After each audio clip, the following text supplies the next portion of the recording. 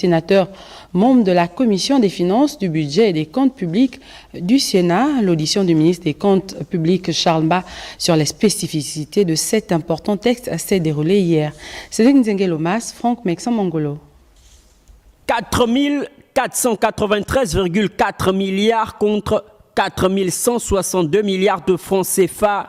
C'est le montant équilibré en recettes et en dépenses dans le cadre de la loi des finances rectificatives 2024.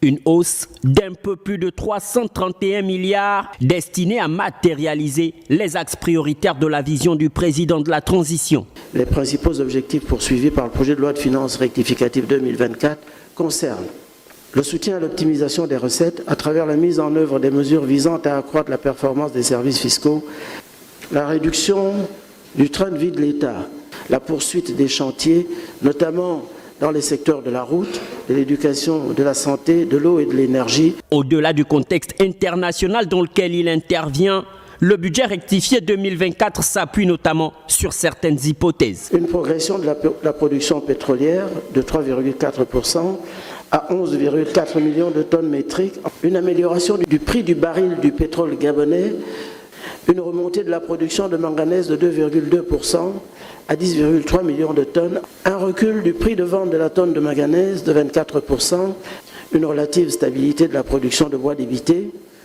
une appréciation du taux de change du dollar américain de 1,2% à 600,6 francs CFA. Pour les sénateurs, l'urgence à l'heure de la transition se doit d'être orientée vers les secteurs prioritaires de la santé, de l'éducation, du logement et des infrastructures. Toutes choses ayant suscité de vifs débats au cours de l'exposé des motifs du ministre du Budget. L'examen du texte se poursuit en commission.